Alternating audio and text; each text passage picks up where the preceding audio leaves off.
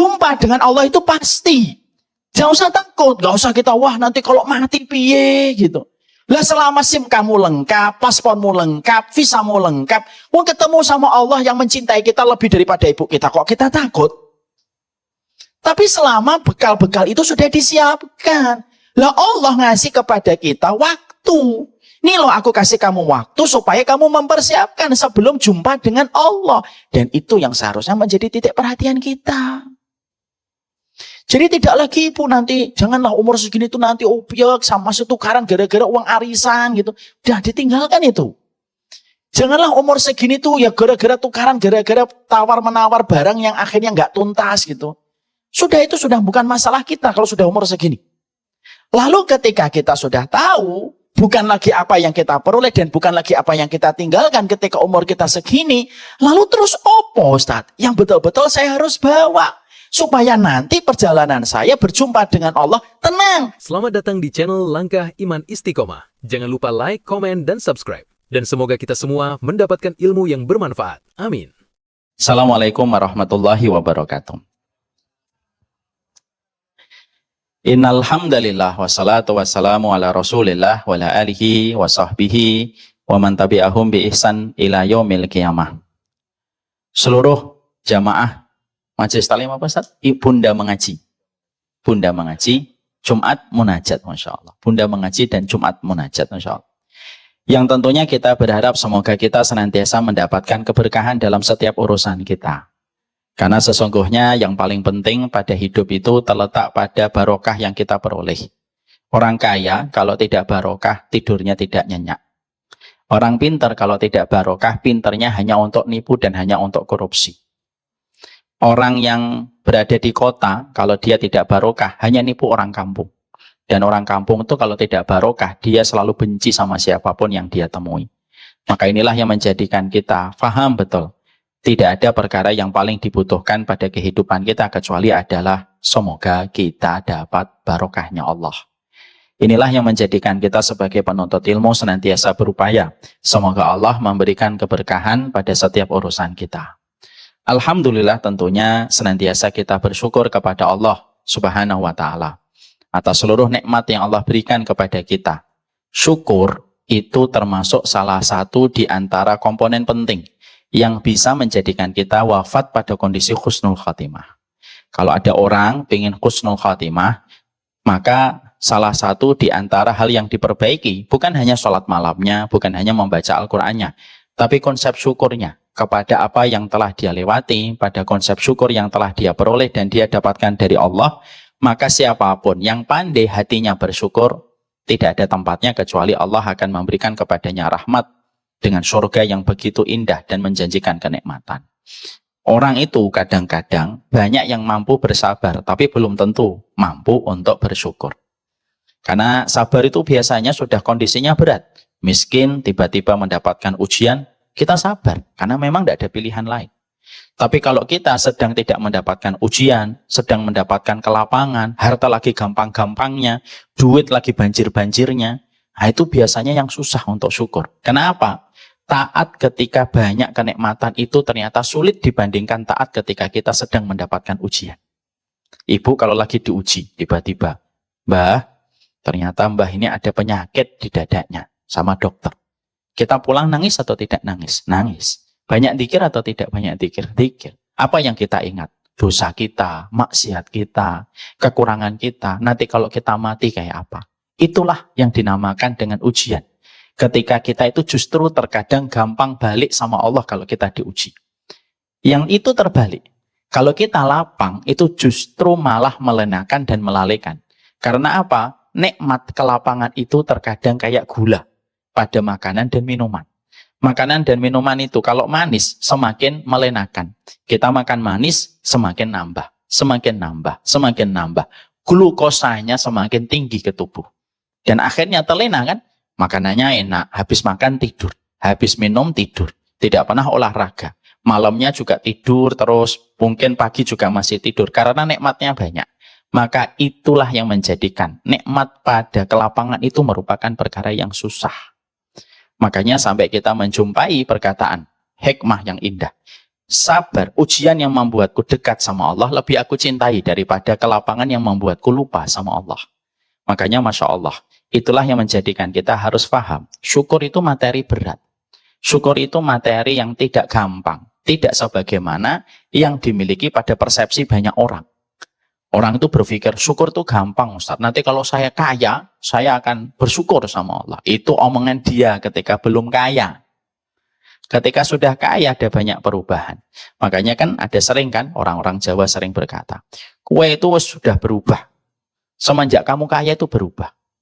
Walaupun orang yang dikomentari kadang-kadang tidak mau terima perkataan itu. Tapi itulah, kelapangan itu kayak glukosa, kayak gula yang terlalu banyak masuk kepada tubuh kita.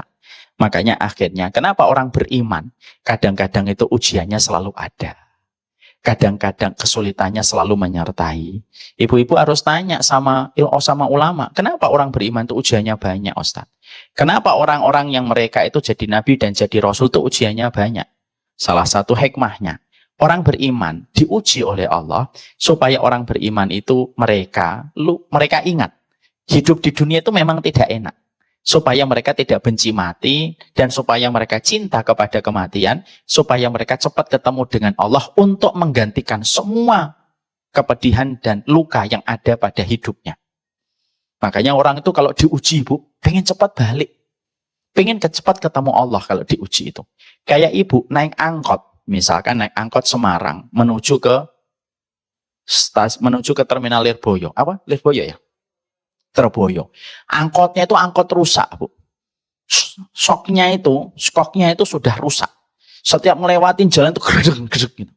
Apa yang kita inginkan kalau lagi naik angkot kayak gitu? Pengennya cepet turun. Oh Mas, belum nyampe Mas. Belum Bu, masih 2 kilo. Ya Allah, badanku keretek semua. Gak enak ini naik angkot ini. Pengen cepet turun. Maka itulah perumpamaan. Kenapa orang beriman kadang diuji? Saya sudah ngaji, saya ikut taklim, saya ikut Jumat munajat, saya ikut Bunda mengaji. Tapi kok ujiannya ono ae? Bukannya katanya orang kalau kita ngaji hidupnya gampang. Jangan salah. Kadang-kadang orang beriman ketika ngaji ujiannya ada. Kenapa? Karena Allah tidak ingin orang itu lupa sama kehidupan akhiratnya. Dijadikan ujian. Makanya ketika ujian itu datang menjadikan dia itu senang balik. Makanya Nabi ketika beliau sakit berat sempat dikasih oleh Allah pilihan. Kamu mau ngelihat bagaimana nanti dari dakwah yang kamu rintis itu mendapatkan kemenangan, aku panjangkan umurmu, atau kamu kembali kepada sisiku ketika dakwahmu sudah selesai, karena ini tinggal nunggu hasil.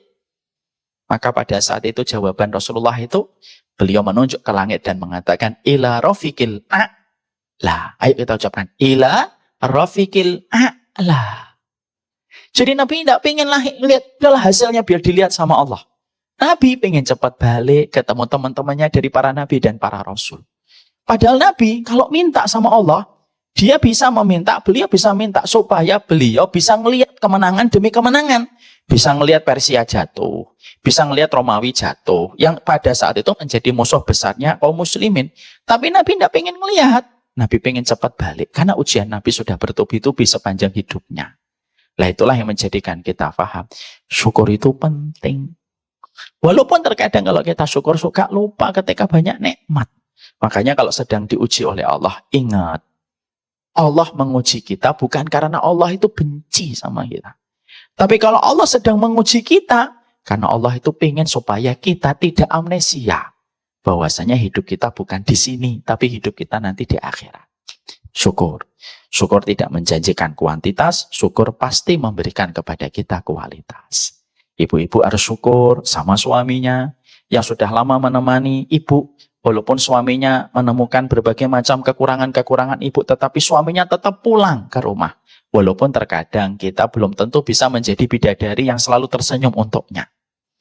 Bapak-bapak juga bersyukur, saya juga bersyukur bahwasanya kita mendapatkan istri yang istri kita itu sebenarnya tahu aibnya kita itu apa. Yang tahu aibnya Ustaz Akbar ya istrinya.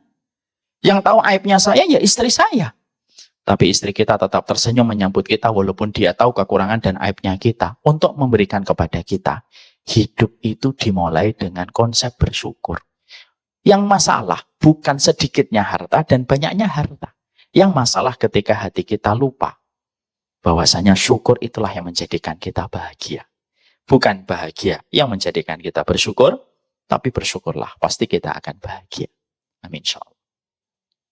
Kita tentunya pada kesempatan hari ini saya ingin ngobrol-ngobrol tentang masalah usia ibu. Karena saya melihat dari depan sampai belakang, ini kelihatannya usianya Masya Allah ini.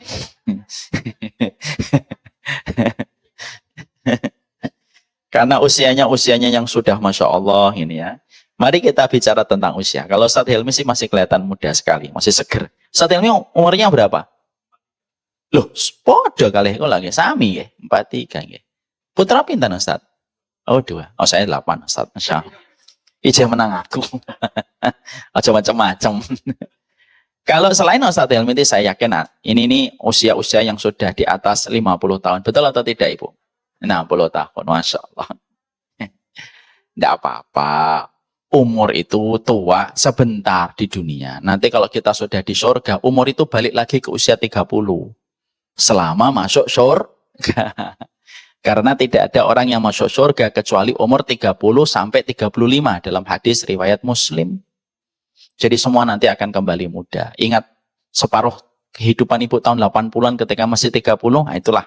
Itu kondisi ibu nanti kalau ibu ditakdirkan oleh Allah mendapatkan rahmat, menjumpai surga. Lah karena kita ingin bicara tentang masalah surga, maka sesungguhnya kita ingin bicara tentang masalah umur, tentunya kita paham. Sesungguhnya umur itu tidak penting. Berapa umur yang sedang sekarang kita jalani.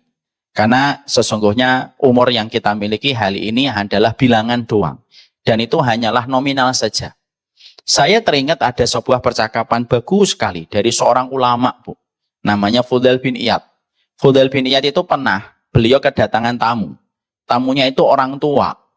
Lalu pada saat itu Fudail bin Iyad ngelihat keriputnya, ngelihat ubannya. Fudail bin Iyad itu berkata, tangklet sama tamunya. Kam umruk. Berapa umurmu mbah? Gitu, kalau bahasanya Semarang. Pinten yuswane. Gitu. Dijawab sama tamunya. Sittuna sanatan. Umur saya 60 tahun. Maka ketika mbahnya itu jawab umurnya 60 tahun, yang paling menarik itu adalah komentarnya Fudail bin Iyad. Fudail bin Iyad itu lalu berkata, wow, Masya Allah. Mundu sittina sanatan, tasiru ilallahi wa yushiku antabluk. Maka pada saat itu Fudail bin Iyad lalu berkata, Masya Allah, kamu telah berjalan selama 60 tahun. Untuk menuju sama Allah. Dan perjalanan ini sebentar lagi nyampe untuk berjumpa dengan Allah. Yang menarik adalah ketika kita melihat percakapan Fudail bin Iyad sama seorang mbah-mbah sepuh pada percakapan ini, kita mendapatkan satu ilmu. Ternyata yang paling penting bukanlah umur kita berapa, tapi adalah bagaimana ketika kita pada kehidupan kita dengan umur yang Allah berikan kepada kita harus tahu. Umur itu hanyalah sebuah rel yang Allah berikan untuk menuju kepada perjumpaan kita dengan Allah. Ini relnya. Rel 30, rel 43, rel 60. Ini relnya, Bu. Dan ini menuju kepada Allah. Tidak terlalu menakutkan untuk kita berapa angka dari umur kita. Tapi yang paling kita khawatirkan adalah apa yang kita akan bawa ketika nanti berjumpa dengan Allah. Dan itu yang paling kita khawatirkan. Makanya inilah yang menjadikan kita akhirnya paham. Kita ini kadang-kadang harus memiliki sebuah ikhtiar. Ikhtiar kita adalah bagaimana merenungkan kembali umur kita. Dan merenungkan kembali apa yang akan kita bawa. Ketika perjalanan kita sudah semakin dekat dengan Allah. Karena umur 60 itu sudah dekat. Kalau ibu di sini ada yang mengatakan umur saya 60 Ustadz. Itu hitungan Masehi. Hitungan Hijriahnya 62. Kalau Ustadz Helmi tadi mengatakan 43, itu hitungan Masehi. Hitungan Hijriahnya beliau itu 45. Maka perjalanan ini sudah semakin dekat. Terlebih lagi ketika ibu-ibu sudah ngelewatin angka 40. Hati-hati, para ulama sudah memberikan kepada kita sebuah peringatan dan alarm. Kalau ada orang sudah ngelewatin angka 40, maka sebenarnya alarm ataupun lonceng kematian yang pertama sudah diperdengarkan oleh Allah. Dia dengar atau tidak dengar, sadar atau tidak sadar. Jadi kalau ada orang lewatin 40, Lonceng satu sudah diperdengarkan. Makanya akhirnya mulai tumbuh ubah, keriput, mata sudah mulai nggak jelas. Dan itu tidak bisa direvisi. Tidak bisa diedit. Ya. Gula darah masih bisa dikoreksi. Ya, asam urat masih bisa dikoreksi. Umur tuh nggak bisa dikoreksi. Dan itu dimulai dari angka 40. Jadi kalau angka 40 alarmnya sudah jelas. Kok saya nggak dengar Ustaz? Ya memang nggak diperdengarkan. Kalau dengar beneran kita nggak bisa tidur sisa hidup kita. Tapi itu sudah ada. Maka setelah itu dia melewati angka 50. Kalau melewati angka 50, 2 alarm sudah diperdengarkan. Duang, duang.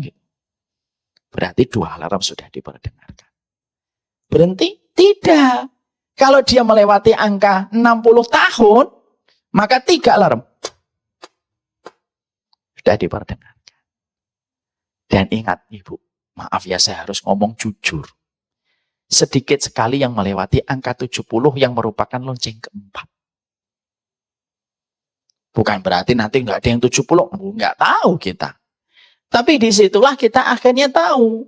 Oh berarti ketika kita pada kehidupan kita, sebenarnya kehidupan kita itu simple. Kehidupan kita itu bukan apa yang nanti kita tinggalkan. Kehidupan kita bukan apa yang nanti kita wariskan. Tapi kehidupan kita itu simple. Apa sih yang kita harus sampaikan? Laporan apa yang nanti kita harus berikan kepada Allah ketika perjumpaan itu sebentar lagi datang.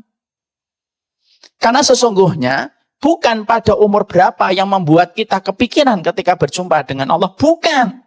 Tapi yang membuat kita terpikir itu nanti kalau saya jumpa dengan Allah, laporan-laporan apa yang saya harus sampaikan kepada Allah ketika perjumpaan itu pasti kita akan temukan ketika kita berjumpa dengan Allah.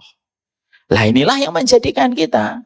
Kalau umur segini, sudah tidak boleh lagi membicarakan apa yang kita dapat. Kalau umur sudah ngelewatin 40, para ulama itu ngomong makruh bicara tentang berapa harta yang sudah dikumpulkan. Nanti dilihat, para ulama salaf Ibu, para ulama dulu, mereka tidak mau bicara tentang uang dan nominal terlalu besar kalau sudah ngelewatin angka 40. Kenapa? Karena mereka sadar lonceng itu sudah diperdengarkan. Makanya maaf ya kalau ada orang kalau 40 kok malah lagi lucu-lucunya. Nah ini saya khawatir ini jangan-jangan tanda-tanda yang nggak disukai. Lagi 40 kok lucu-lucunya gitu.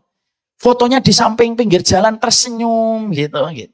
Ketika usianya ternyata sudah 50. Ternyata hasratnya untuk dunia masih gede. Nah ini orang yang sebenarnya semaput. Maka sesungguhnya inilah yang menjadikan kita. Kalau sudah 40 para ulama salaf, para ulama dulu Bu, 1. Mereka tidak mau lagi membicarakan apa yang mereka peroleh. 2. Mereka tidak mau lagi pindah-pindah. 3. Mereka fokus sama dirinya dan keluarganya. Kenapa mereka semacam itu? Karena sesungguhnya angka 40 sudah membicarakan bukan apa yang kita dapatkan, tapi apa yang sejatinya kita bawa ketika perjumpaan kita dengan Allah itu tinggal menghitung waktu. Dan inilah yang menjadikan kita, ketika kita mengetahui bahwasanya di depan saya ini adalah ratu-ratu yang sudah melewati angka 50, jelita, bukan jelita ini, jelang 50 tahun. Tapi adalah 10 berarti ya, jelang 60. Maka sesungguhnya apa yang harus kita persiapkan Ustadz? Apa bekal terbaik yang harus kita tinggalkan? Karena kita tidak lagi bicara apa yang kita dapat, tapi kita bicara apa yang kita bawa menuju kepada Allah, supaya laporan-laporan yang nanti kita berikan kepada Allah sebagai pemilik kehidupan kita, laporan itu diterima. Karena apa? Bawahan itu, kalau mereka harus memberikan laporan, maka pasti dia gelisah sampai laporannya itu diterima. Dan kita pun sama, kita ini makhluknya Allah. Kita ini budaknya Allah. Dan kita harus memberikan laporan sebentar lagi kepada Allah yang kita beribadah kepadanya. Dan itu yang menjadi ilmu yang harus kita pahami sebelum kita meninggal. Makanya maaf ya Ibu, kadang-kadang Ibu, walaupun dari kota kecil Semarang, mungkin juga pendidikan kita biasa, tapi kalau kita pikirannya adalah pikiran akhirat, itu pikiran langit, berarti itu tinggi Bu. Karena ketinggian dan kerendahan itu tidak diukur dari parameter manusia, tapi dilihatnya dari Allah. Orang yang berpikir ke depan, Itu yang lebih mulia daripada orang yang berpikir apa yang dia tinggalkan. Makanya maaf, Ibu pernah ngelihat kisahnya Mbah Jum yang pernah saya baca. Saya pernah ketemu dengan orang yang nulis di salah satu sosial media, dia cerita sendiri tentang Mbah Jum. Mbah Jum itu orang walaupun dia cuma tamatan SD, cuma jualan pecel, tapi pikirannya itu melampaui orang-orang yang sekolah tinggi yang masih memikirkan apa yang ditinggalkan, bukan apa yang dibawa. Kalau saya mungkin ada sebagian ibu belum kenal tentang kisahnya Mbah Jum. Mbah Jum itu seorang penjual yang beliau itu dalam kondisi buta. Mbah Jum ini kalau dia itu berdagang, dia selalu percaya sama customer dan pembeli dari dagangan dia. Itu Mbah Jum. Saya ketika baca, nangis Bu kisah ini. Tapi hikmah itu harus diambil oleh orang yang betul-betul membutuhkan hikmah. Dan kita semuanya membutuhkan hikmah. Lalu ketika dia itu tidak tahu berapa orang yang membayar, ada salah satu pembeli itu ngomong sama Mbah Jum, Mbah Jum apa enggak khawatir kalau ada orang yang nipu? Enggak, saya percaya. Kalau dia ngomong, Mbah uang saya 50, ya udah ambil itu kembaliannya. Mbah uang saya segini ambil, kalau enggak ada ya saya bilang bawa aja. Tapi rata-rata orang ketika saya mengatakan bawa aja uangnya, justru malah mereka itu enggak mau bawa dan meninggalkan sisa yang banyak yang dia hadiahkan kepada saya. Makanya Mbah Jum itu Masya Allah, kadang-kadang ketika jualan pecel sehari bawa 200.000, kadang bawa 300.000, kadang-kadang cuma bawa 100.000. Kenapa kok berbeda-beda padahal dagangannya sama? Karena orang itu beda-beda ketika bayar. Yang menarik, kalau sudah selesai jualan, Mbah Jum itu lalu ngomong sama yang menjemputnya dari anaknya. Nah, kita dagang hari ini dapat berapa? Angsal kali 100, Mbah. Ya wis nek entuk 200, sing 150 mampir ke masjid. Infak sama Allah. Karena aku ora butuh 200 dalam sehat. Saya itu butuhnya cuma 50.000. Dan saya enggak mau ngambil selain itu. Masya Allah. Dia dapat berapa? Berapa nang? Dapatnya 300.000, Mbah. Ya wis sing 250 berikan ke masjid. Mbah cuma butuh 50.000. Dan itu dilakukan beliau. Apa yang kita ambil dari kisahnya Mbah Jum? Mungkin tamatan SD. Mungkin tidak dikenal. Tidak sebagaimana Krisdayanti ataupun nama-nama orang terkenal.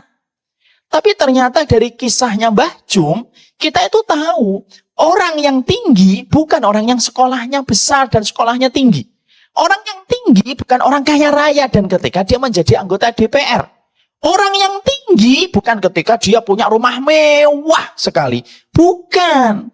Tapi orang yang tinggi itu adalah orang yang mereka berjalan pada kehidupan di dunia. Tapi hatinya, otaknya, akalnya, jiwanya nyantel sama akhirat. Itu orang yang tinggi. Dan itu kita belajar dari Mbah Jum. Saya ngambil contoh Mbah Jum karena ini paling dekat dengan kulturnya kita, Bu. Sama-sama orang Jawa. Dan saya saja orang yang LC ketika baca kisahnya Mbah Jum, LC aja belum mampu kita sebagaimana yang dipraktekkan sama Mbah Jum.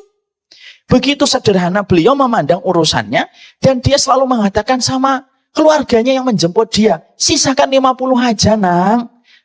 Karena sesungguhnya aku tidak butuh apa-apa kecuali 50 untuk makan pagi sama makan sore.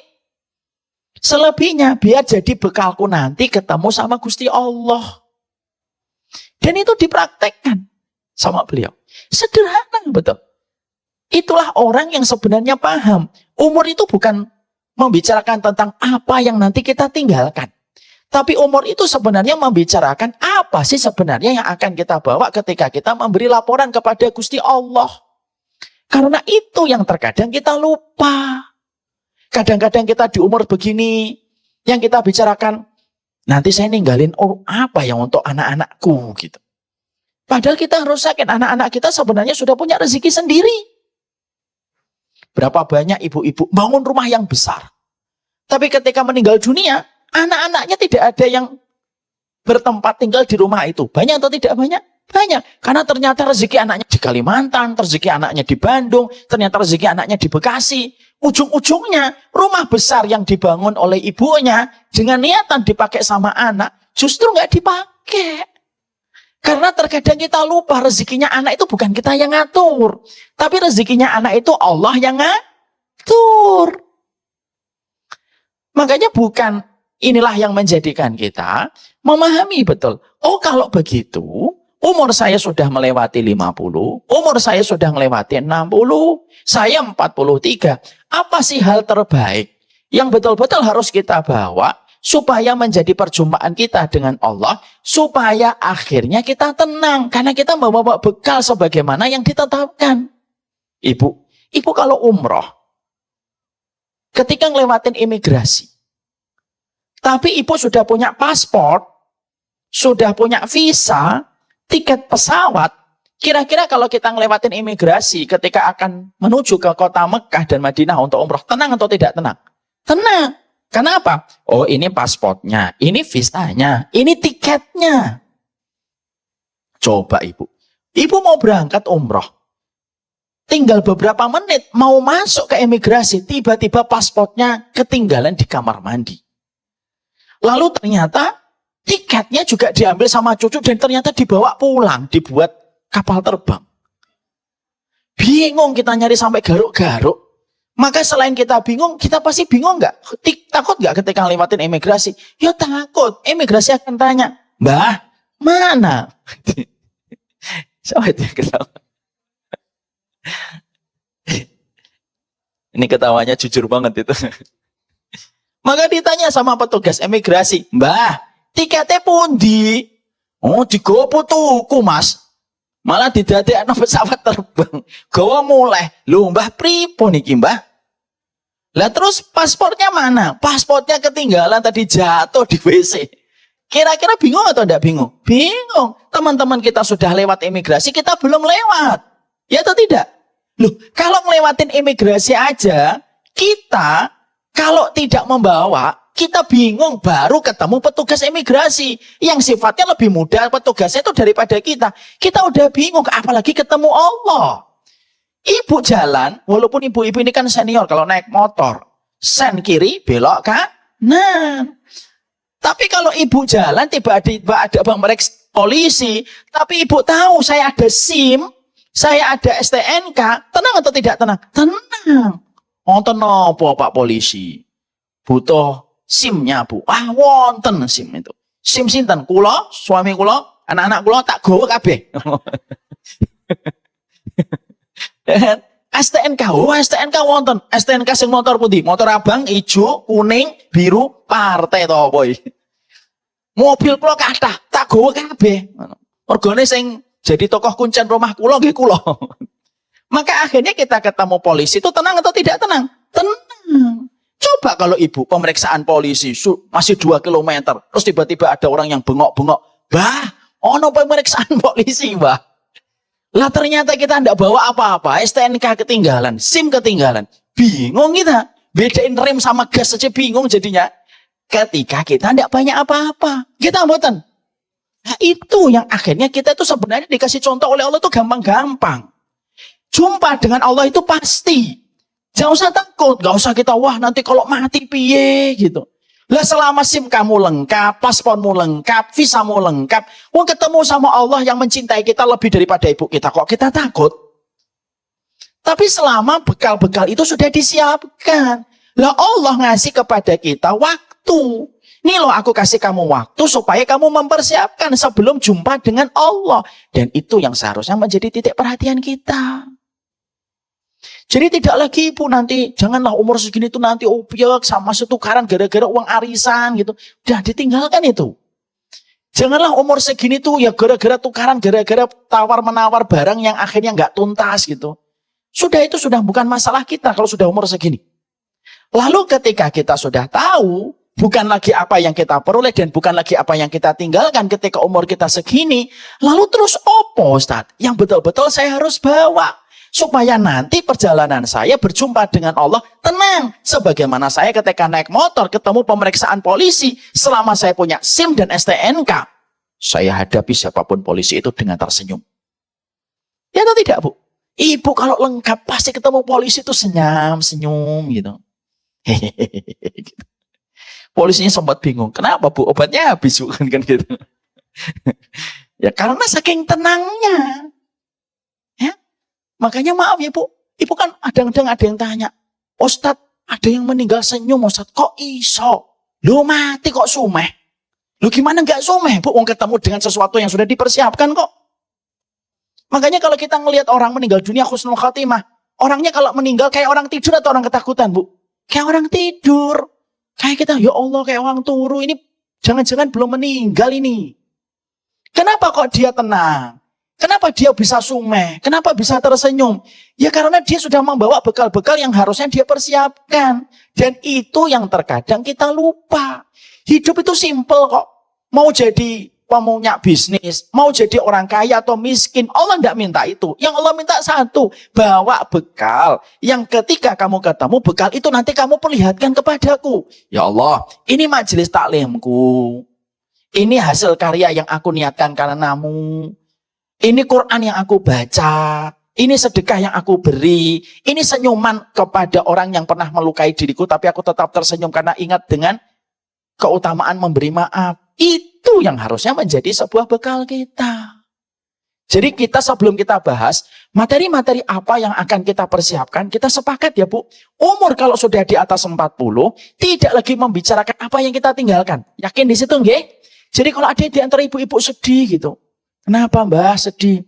Aku rasa ninggalno warisan untuk anak cucuku. Nggak usah sedih, anak cucunya bisa jadi lebih kaya daripada pemilik pabrik rokok nanti. Kan kita nggak tahu.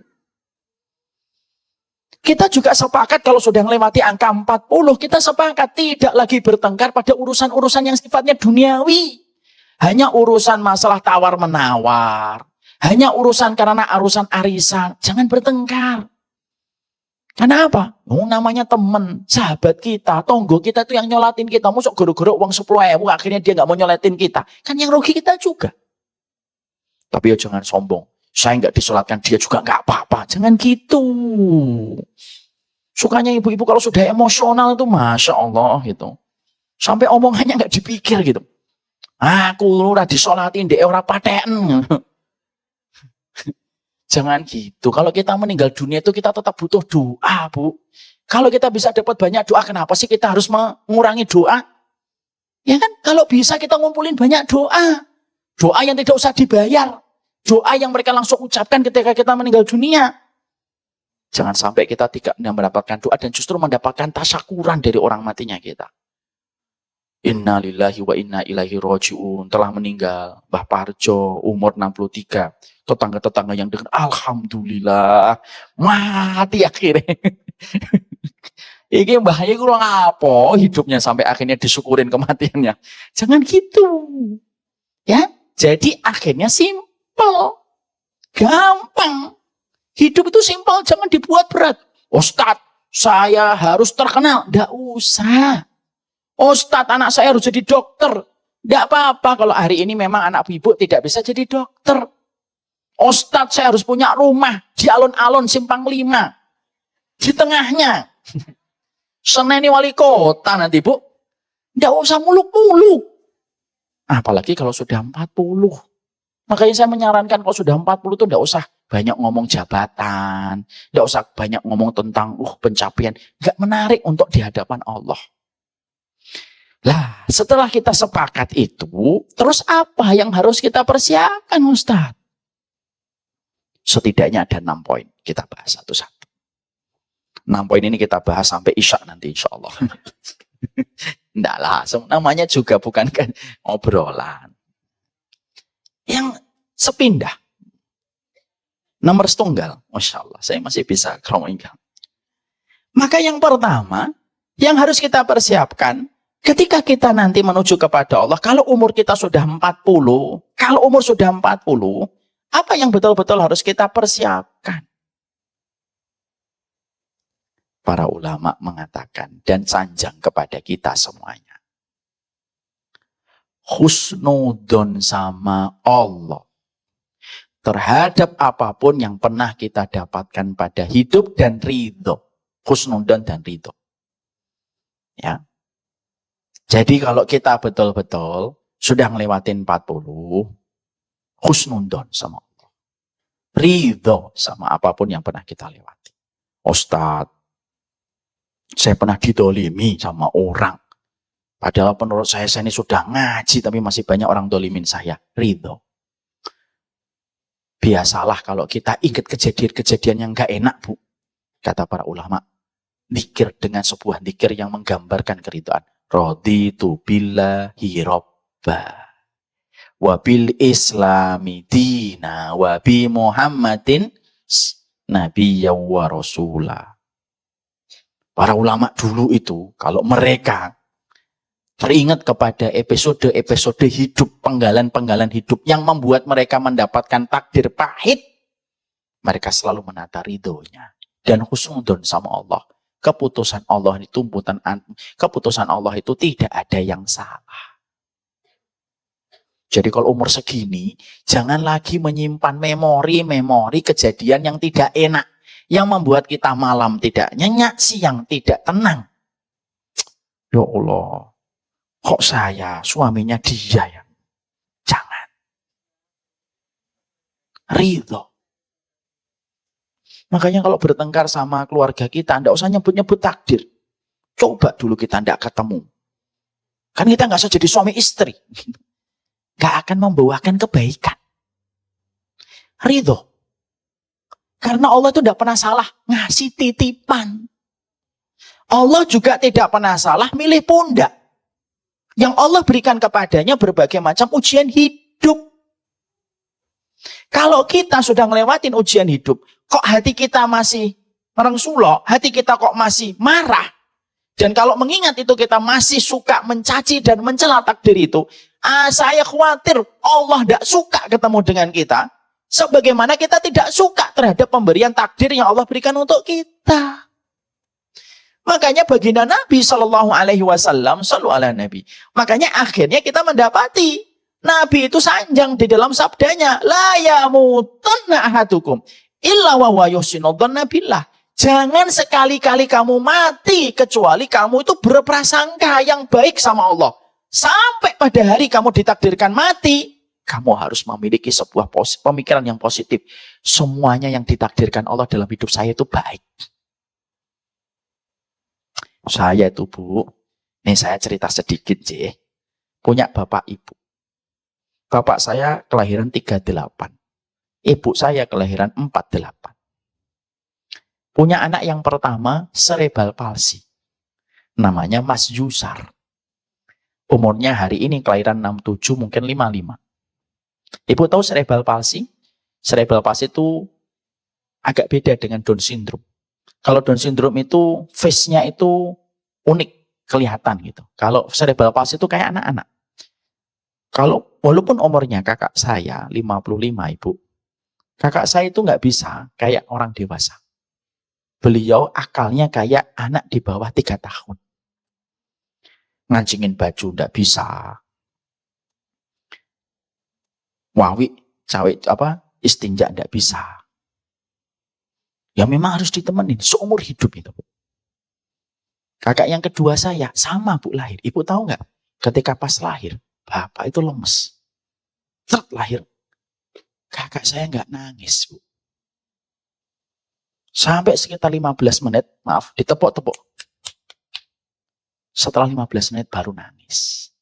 Bapak itu pada saat itu cerita, pas lahiran, Masmu nangis. Bapak sudah lemes pikiran. Dan ternyata sampai 15 menit baru nangis. Kakak saya pertama, Bu, baru bisa jalan umur 10 tahun baru bisa jalan. Dan jalannya kayak anak umur 3 tahun.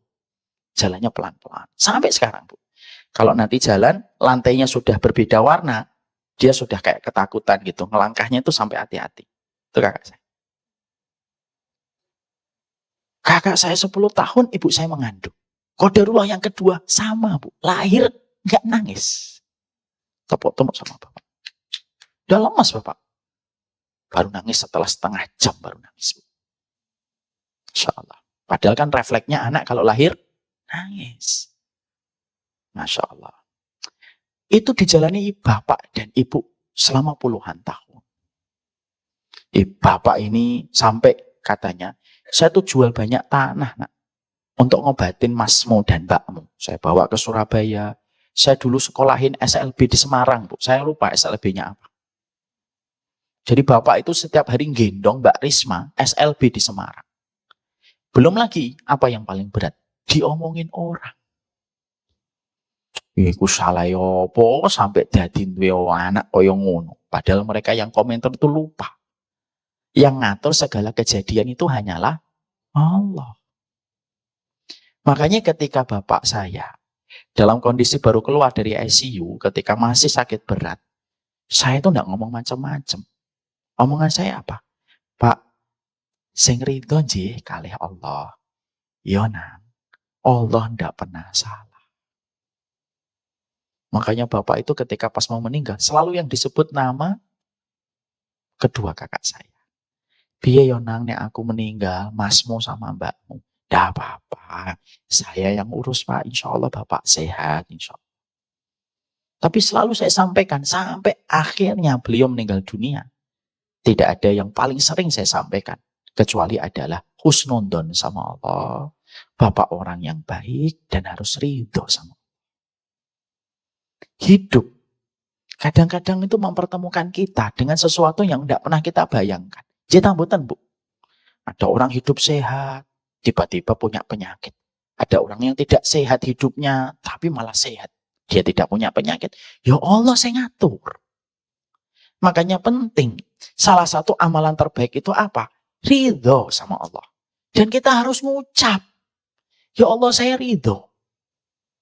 Makanya ibu pernah lihat satu sahabat besar. Namanya Sa'ad bin Abi Waqqas.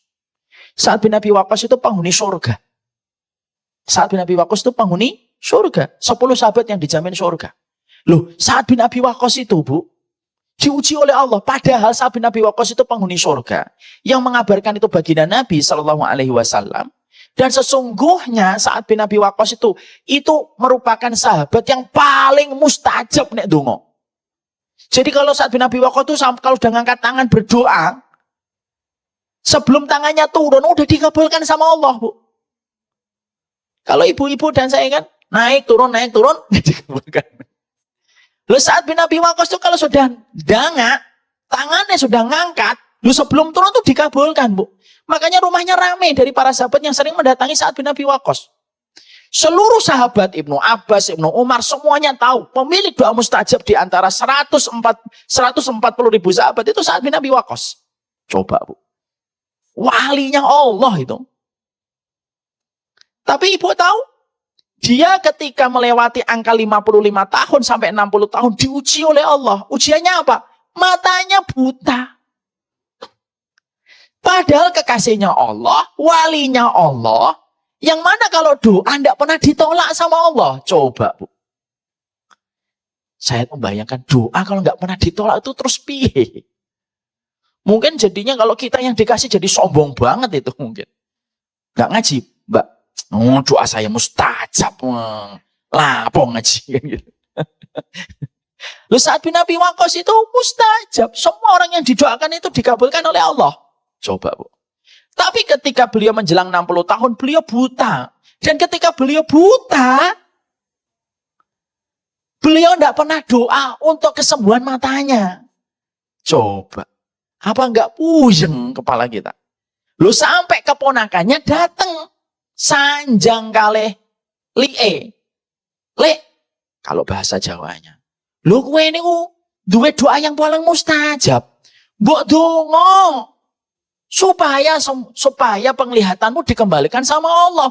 Pasti dikabulkan oleh Allah. Tidak ada ceritanya doamu nggak dikabulkan sama Allah. Kita ambilkan Bu. Kalau kita kalau bisa ya Allah sembuh. Bahkan lebih tajam daripada anak SMP kan gitu. Lah seorang Sa'ad bin Abi Waqqas ketika ditegur, disentil sama keponakannya. Lalu mengatakan, Pak Le, buat donga, minta sama Allah supaya sembuh. Perhatikan jawaban dari Sa'ad bin Abi Waqqas. Nang, aku lebih ridho dikasih sama Allah takdir buta. Dan itu takdir pertama yang Allah berikan kepadaku. Daripada aku berdoa dan meminta takdir itu untuk diganti. Aku lebih ridho takdir yang pertama. Yang ditetapkan oleh Allah. Dan ketetapan Allah pasti ada banyak kebaikan. Daripada aku berdoa dan nanti takdir itu dirubah. Coba. Nggak main-main itu Bu. Itu namanya orang ridho. Kalau orang ridho kan diapa-apa itu kan ya seneng namanya ridho. Istri itu kalau ridho sama suami, ngomongnya apa? Mas. Sepiring berdua selama berada di sisimu, Masya Allah aku terima, Mas. Itu ridho. Ya kan? Namanya juga ridho. Tapi orang yang namanya ridho belum tentu ridho. Oke.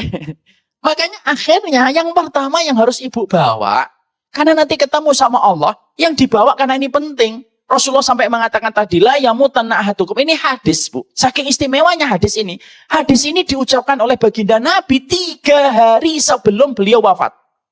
Berarti hari apa? Hari Jumat malam. Nabi sampai ketika pas sakit, sempat-sempatnya mengucapkan hadis ini. Saking pentingnya hadis ini. Jadi kita ini, sebelum jumpa dengan Allah, katakan sama diri kita di hadapan Allah, ya Allah, saya ridho. Saya pernah diginikan orang.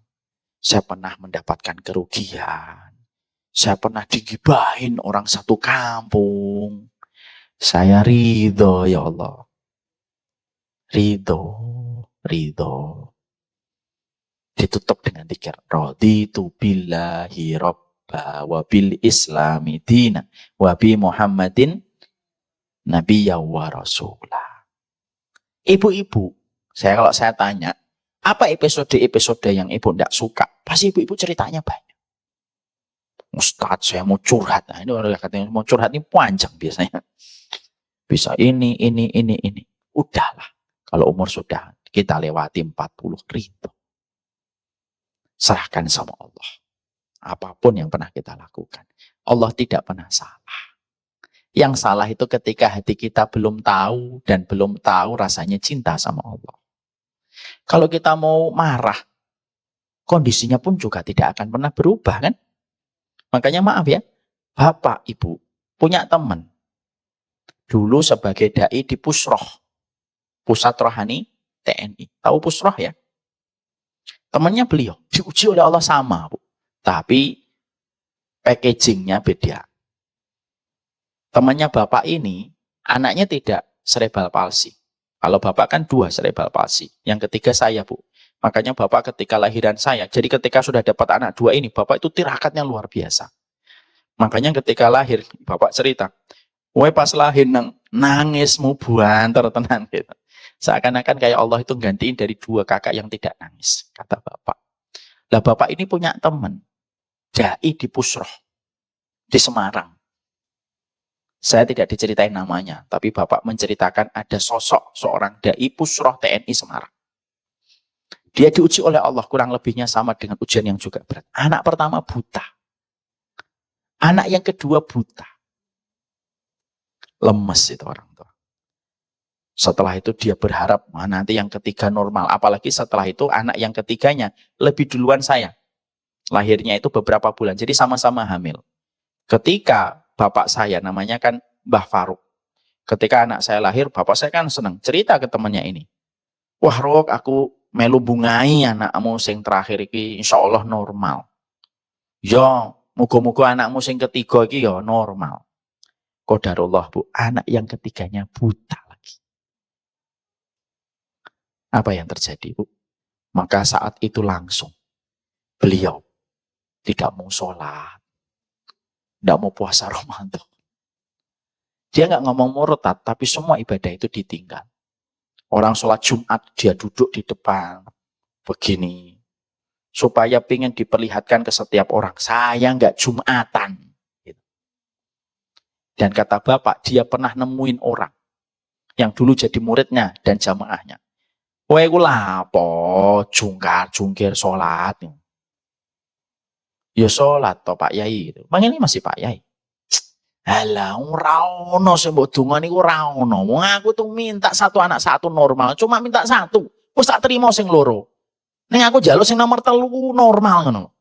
Ora diweki itu berarti ora ono. Dhuwur langit ora ono sapa-sapa. Coba. Loh ini omongan nyata, Bu. Dhuwur langit ora ono sapa-sapa. Dihapusi kowe gitu. Ngomongnya begitu. Lu sampai disadarkan sama bapak saya pelan-pelan gitu. Alah rok gitu. Kowe ora reti sing tak rasakno. Kowe ngomong tok. Aku ngrasakno dhewe. Ngomongnya gitu. Itu kata bapak. Dia ora usah ngomong. Nek kowe ora reti sing apa yang aku hadapi, ndak usah komen kowe. Digituin aja Bapak terus diam. Dan beliau sampai gitu sampai meninggal dunia. Coba Bu, kalau kita ngambil kebaikan dari kisah ini. Kalaupun beliau marah-marah, kembali nggak anak yang 3 itu menjadi bisa ngelihat? Enggak. Makanya akhirnya disitulah kita akhirnya paham. Berarti sikap terbaik seorang mukmin ketika mereka itu melewati waktu supaya nanti tenang jumpa dengan Allah, ridho sama takdir. Terbiasalah untuk mengucapkan kalau kita melewatin hal lagi nggak suka, raditu billahi robba wa bil islami dina wa bi Muhammadin nabiyya wa rasulah. Ini yang pertama. Yang kedua, yang harus betul-betul kita mengerti bekal seorang mukmin ketika nanti kita bersandar kepada Allah, yaitu yang kedua itu apa? Rojaknya ditambah. Bukan rujak ya, rojak. Nanti pulang-pulang ditanya, Mbah, sinau apa sampai Ustaz Umar minta? Rujak, nak, jangan rujak. Rojak. Ya. Rojak itu berharap bahwasanya ketika kita itu sudah ngelewatin umur kita, dosa kita banyak, tapi kita tetap ingat bahwasanya kita punya Allah yang ampunannya lebih besar daripada murkanya. Supaya kita tidak benci sama mati. Karena benci sama mati itu menjadikan Allah nanti benci ketemu orang yang benci mati. Ya kan? Faman ahabba liqa Allah, ahabba liqa'ah. Faman kariha liqa Allah, karihallahu liqa'ah. Lu siapapun yang senang ketemu Allah, Allah lebih senang ketemu dia. Tapi siapapun yang benci ketemu Allah, Allah lebih benci ketemu dia. Dan salah satu sebab orang itu benci mati, dia lupa. Allah itu rahmatnya gede, lebih gede daripada ampunannya, daripada murkanya. Sehingga kalau kita sudah tua kayak gini, yang kita ingat bukan sifat keras adabnya Allah. Kalau sudah 40, 50, yang harus kita ingat-ingat di hati dan iman kita itu apa? Ampunannya Allah itu gede. Lebih besar daripada dosa kita. Kenapa kita harus mikir itu? Supaya kita tidak benci sama kematian. Jadi roja itu penting. Makanya ada sebuah hadis, ada sebuah riwayat, Bu. Ada seorang laki-laki disidang sama Allah. Lalu laki-laki itu harusnya mendapatkan neraka. Lalu orang itu berkata, hadza ma kuntu dhanantu bika. Orang itu lalu ngomong ketika akan dimasukkan ke neraka, bukan kayak gini yang aku prasangkakan kepada dirimu ya Allah. Allah lalu nanya, apa? Wa mal dhannuka bi? Lu prasangkamu apa kepada diriku? Ghafartani wa rahimtani. Engkau mengampuni saya dan merahmati saya. Setelah itu, Allah langsung mengampuni, merahmatinya dan memasukkan dia ke surga. Tapi ingat ya, ini jangan dijadikan menjadi alat kita berbuat dosa. Ya, Mas, Mbah kok ngapusi, Mbah? Iya, Allah Maha Pengampun. Nah, ini senengnya mempergunakan. Ya kan? Jangan gitu. Loh, Mbah kok minum minuman congyang, Mbah? Allah Maha Pengampun. Itu juga salah. Tapi kita itu harus meyakin, bahwasanya kita itu pulang kepada Allah, yang Allah nanti itu ngerahmati kita. Kalau kita yakin bahwasanya kita pulang kepada Allah yang rahmatnya lebih besar daripada murkanya, kira-kira pulangnya seneng atau sepet? Seneng. Kenapa? Kita pulang kepada orang yang, kepada zat yang betul-betul mencintai kita. Jadi kalau ibu-ibu, bapak sudah semakin sepuh, jangan yang difikir itu terus-terusan adalah syadidul iqab. Inna adzabi lasyadid. Nanti malah kita benci mati. Tapi yang harus kita kuatkan, selain kita tahu bahwasanya Allah itu keras adabnya, yang harus kita hidupkan itu apa? Allah itu rahmatnya besar. Supaya kita datang kepada Allah, minta rahmatnya, minta ampunannya. Tenang, sumeh kita ketika nanti pulang. Ustaz, tapi dosa saya banyak. Tidak apa-apa. Karena Allah lebih besar ampunannya. Cuma jangan dipermainkan sifat rojak kita ini. Kalau rojak kegedean, ini bahaya. Makanya sifat rojak itu, kata para ulama itu bagus. Orang kalau sudah tua, sifat rojaknya yang dikuatkan. Orang kalau masih muda, kayak Ustadz Akbar, ini jangan sifat rojak yang dikuatkan. Sifat khauf yang dikuatkan. Kalau masih muda, kalau kebalik bahaya. Masih muda, rojaknya gede. Ya bablas, semua dosa dicicipin. Loh, semua dosa kamu lakukan? Iya, Allah Maha Pengampun. Rusak atau tidak rusak? Rusak. Makanya kalau anak muda diajarin untuk takut. Orang tua jangan diajari takut, kata Syekh Utsaimin. Orang tua itu diajari roja. Jadi nanti kalau tiba-tiba ibu ingat, ya Allah dosa saya banyak gitu. Saya pernah bentak bojo. Saya pernah ngusir bojo. Lunga kono. Bojone kondo. Lagi kan omahku, ya wis aku sing lunga. Kadang-kadang ada suami istri kalau lagi bertengkar itu lupa tentang segala sesuatu. Ada suami istri bertengkar di mobil, Bu. Istrinya marah. Sudah pergi gitu. Suaminya ngomong, "Lah ini kan mobilku," katanya. Maka Masya Allah itulah yang menjadikan kita harus sifat rojaknya itu hidup. Jadi yang pertama husnudon dan ridho. Yang kedua itu apa? Roja. Maka kita insya Allah diampuni oleh Allah. Makanya kalau ada orang ngomong gitu ya, nanti maaf ya, kalau ibu dapetin ada keluarganya meninggal dunia, tolong jangan diingat-ingat dosanya. Misal suaminya mau meninggal dunia, lagi berat-beratnya sakit. Rasa noah. Dosamu akeh tenan. Jangan gitu, Bu. Jadi kalau ada orang meninggal dunia, sunnahnya, tuntunannya dari baginda Nabi, kalau ada orang itu akan meninggal dunia sebelum sakaratul maut, yang diingat itu apa? Yang diingatkan untuknya, tidak apa-apa, Allah itu Maha Pengampun, kamu itu orang yang baik. Insya Allah dosamu diampuni oleh Allah. Yakin ya kalau diampuni sama Allah. Itu yang harus kita ingetin. Dan ini termasuk sunnah yang banyak orang nggak ngerti. Jadi orang itu kalau lagi dapetin orang tuanya, bapaknya, ibunya lagi sakit berat gitu, cuma nangis, jangan nangis toh. Tapi harus kita ingetin, supaya bapak kita dan ibu kita itu tidak benci sama mati yang sebentar lagi dia akan datangi. Karena benci mati itu bahaya. Makanya kalau kita bapak akan meninggal dunia, saya ngomong ke bapak itu apa salah satu? Insya Allah bapak orang yang amanah, orang yang sabar, didik kami, tidak pernah bentak saya. Saya tuh seumur hidup tidak pernah dibentak bapak, Bu. Masya Allah. Itu yang harus kita ingatkan. Makanya nanti kalau ibu misalkan suaminya atau istrinya nanti meninggal dunia, jangan sebutkan dosanya walaupun ibu dan bapak itu tahu dosa-dosa dia. Dosa-dosanya dihilangkan dulu. Diingatkan kalau dia kembali sama Allah yang Maha Pengampun. Jangan malah disebutkan detail. Ingatkan dulu waktu awal-awal nikah.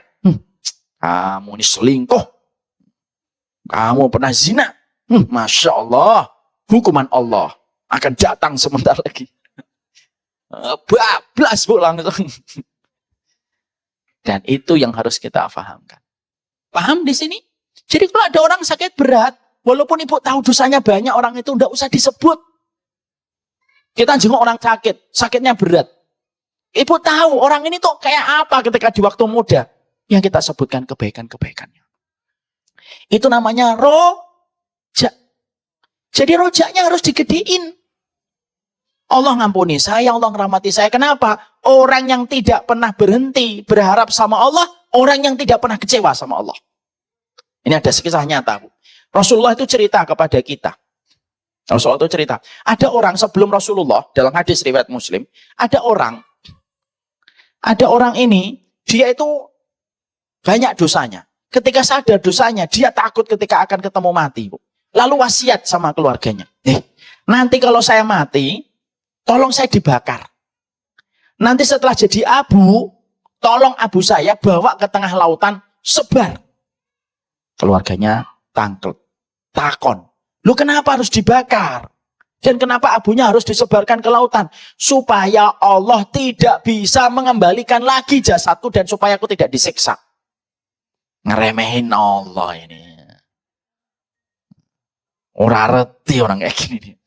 Mati dibakar, abunya disebar di tengah lautan. Dalam sekejap kun fayakun, jadi deh.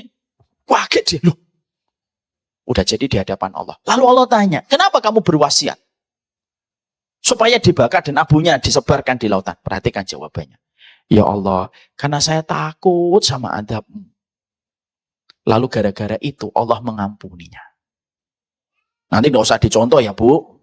Wah, saya pas ini dicontoh. Nanti kalau saya mati, tolong saya dibakar. Ini contoh, bukan untuk masalah kita yang dibakar. Contohnya adalah berharap sama Allah tuh tidak pernah kecewa. Ustaz, dulu saya ini ketika masih muda, tidak pakai jilbab. Senengane ngomongin tetangga. Udah, insya Allah kita akan diampuni selama kita jujur kembali sama Allah. Paham ini yang roja? Yang kedua. Yang ketiga, kata para ulama, bekal sebelum kita pulang, yaitu adalah banyak-banyaklah istiqomah berteman sama orang solih. Apalagi ini kan jumlahnya 40 kan? Saya tanya sama Ustadz Akbar lewat tim itu, berapa tamunya nanti datang santriwati? 40 Ustadz. Pas. Kenapa kita harus mempertahankan istiqomah bersama teman-teman yang solih, Ibu? Karena sesungguhnya ketika kita sudah semakin tua, jangan menambah musuh, tapi menambah teman, terutama teman-teman orang yang solih. Kenapa? Kalau ibu, bapak, gadah teman, gadah sahabat, sampai hitungannya 40, sekawan doso, lalu 40-nya ini beriman sama Allah, taat sama Allah, lalu ibu meninggal dunia, disolatkan 40 orang yang beriman, tidak usah ribuan, tidak usah jutaan. Tapi kalaupun hanya disolatkan 40, selama 40 ini yang menyolati, dan betul-betul taat 40 orang ini, maka 40 orang ini bisa memberi syafaat langsung sama yang disolati. Makanya kita ini kalau hidup, sebenarnya kalau berteman, itu sebenarnya sedang memilih teman orang, sedang memilih dia untuk menyolatin kita. Jadi kalau kita kenalan sama orang, itu sebenarnya sedang memilih dia. Nanti sholatin saya ya kalau saya meninggal. Itu secara tidak langsungnya begitu. Nggak usah ngomong nanti kalau kenalan sama orang. Nanti tolong ya, pas saya mati sholatin ya. Nggak usah gitu, secara tidak langsungnya begitu. Kalau ngomong, boleh kalau minta. Selama itu tidak merepotkan bagi yang diminta. Jadi misalkan Ustadz Akbar meninggal dunia, lalu ini 40 ini menyolatin, dan termasuk saya menyolatin 40, dan 40-nya ini tidak berbuat syirik. 40 dari kita tuh ngasih syafaat sama beliau. Makanya kenapa dalam Islam disuruh memperbanyak saudara. Disuruh baik sama tetangga, disuruh untuk baik sama tamu, disuruh ngomong yang baik dan tidak melukai. Itu semuanya intinya satu. Intinya itu apa? Supaya kamu memiliki banyak saudara. Dan saudara-saudara kamu, itulah saksi-saksi Allah di atas muka bumi. Ya Allah, Ustadz Akbar ini saya tahu. Insya Allah orang yang baik dan solih. Saksi omongan orang ini akan menjadi saksinya Allah di atas muka, di atas langit, di atas arsy-Nya. Makanya kalau kita sudah ngelewatin 40, udah usah banyak musuh. Tapi kita memperbanyak teman. Jangan malah membuka duel dan membuka pertempuran. Ayo, siapa yang pengen bermusuhan sama saya? Tapi kita tuh membuka teman. Ngalah sama orang. Gak usah banyak-banyak. Minimal 40. Kalau saya misalkan dapat 100.000, ya nggak apa-apa, alhamdulillah. Ini pegel melayani 100.000 teman-temannya. Tapi Islam itu cuma mengatakan 40. Arba'una rojulan la yusyrikuna billah illa syafa'ahumullah. Makanya dikatakan, yaitu adalah kamu mengumpulkan 40 yang mereka tidak berbuat syirik kepada Allah, kecuali 40 itu akan memintakan syafaat, dan syafaat itu kamu dapatkan.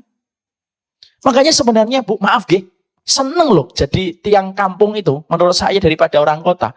Orang kota itu meninggalnya itu kadang-kadang diuntungkan dengan hari kalau meninggal dunia. Kalau harinya hari Sabtu Ahad, yang ziarah banyak karena libur kantor. Cuma kalau hari Senin, sepi Bu. Kalau kampung kan enggak. Di Kudus mau hari meninggal Senin, Selasa, Rebu. Orang di Kudus Bu, atau orang di kampung-kampung kecil. Meninggal se-RT beda kecamatan aja kita kenal kok. Ya atau tidak? Di sini tuh Bu, beda kecamatan, beda rumah kita enggak kenal namanya. Benar, wallahi. Kecuali yang ketemu di masjid. Kalau enggak ketemu di masjid enggak kenal biasanya. Makanya ibu tuh beruntung. Nggak usah pengen tinggal di Bekasi, kota metropolitan. Nggak usah. Cukup di Semarang aja. Karena sebenarnya yang nanti nyolatin ibu banyak. Makanya nanti ketika pulang kayak gini, ya sudah ngalah. Terus nanti ketika sudah pulang dari Al-Jabar, besok pulang ke rumah saling pelukan. Minta maaf, saling merelakan, saling meridhoi. Supaya persaudaraan kita terjaga sampai salah satu di antara kita wafat dan menghadap kepada Allah. Dan itulah nikmatnya bersaudara. Jadi musibah kata para ulama. Kafa bil ism. Cukuplah orang itu berdosa. Kalau sudah ngelewatin 40 masih punya musuh. Kecuali yang memusuhi kita karena kebenaran itu beda perkara. Ya. Jadi cukuplah orang itu berdosa kata para ulama. Kalau dia ngelewatin angka 40. dia masih memiliki banyak musuh. Nah, itu yang menjadikan kita akhirnya apa? Maafkan. Jadi 3 perkara itulah yang harusnya kita pegang. Kan 6 Ustaz? Iya, saya sampaikan 3 aja. Supaya ibu-ibu kapan-kapan datang lagi membahas 3 sisanya. Oh, saya Ustaz, ya terserah saya. Tidak setiap ilmu harus disampaikan semuanya. Jadi di sini kita akhirnya paham. Senang sekali kalau kita ini akhirnya semacam ini. Dan saya sangat bungah sekali pada pertemuan siang ini, ibu-ibu datang dari tempat yang jauh. Saya tidak bisa membalas apapun kecuali adalah doa yang selalu saya panjatkan kepada Allah. Berkah seluruh urusannya, ringan catatan dosa dan berat catatan kebaikannya. Dan semoga Allah memberikan kita husnul khatimah. Semoga Allah pertemukan kita dengan bapak ibu kita, mbah-mbah kita, mbah buyut kita, di tempat yang jauh lebih baik daripada tempat kita di dunia. Semoga Allah ampuni seluruh dosa-dosa kita, kemaksiatan kita, kekurangan kita, dan kebutuhan-kebutuhan kita yang menyebabkan kita sering bertikai, yang menyebabkan kita sering melanggar perintahnya Allah. Tetapi kita yakin Allah itu besar ampunannya daripada dosa yang kita kerjakan. Semoga keluarga-keluarga kita selalu sabar menerima kita dengan seluruh kekurangan kita. Sebagaimana kita memohon supaya kita diberikan kesabaran jauh lebih besar daripada kekurangan-kekurangan yang ada. Berkah untuk semua urusan ibu-ibu, kepada Ustadzah, kepada Ustadz Akbar. Semoga ini menjadi sebuah tanda kebaikan di dunia dan di akhirat. Jangan bosan untuk terus mengunjungi orang-orang yang punya ilmu. Ibu datangi siapa lagi. Di situ ada banyak keberkahannya. Wassalamualaikum warahmatullahi wabarakatuh. Ingat ya, saya baru menyampaikan 3. Apa yang pertama? Ridho. Ustaz Ilmi jangan jawab, nanti ikuti. Yang kedua apa? Roja. Roja cingur atau roja? Yang ketiga apa? Istiqomah berteman sama orang solih. Masya Allah. Hidup itu simple, sederhana. Yang suka menjadikan hidup itu ribet, yuk kita sendiri sebenarnya. Jalan ke surga itu mudah bagi yang paham. Semoga Allah merahmati.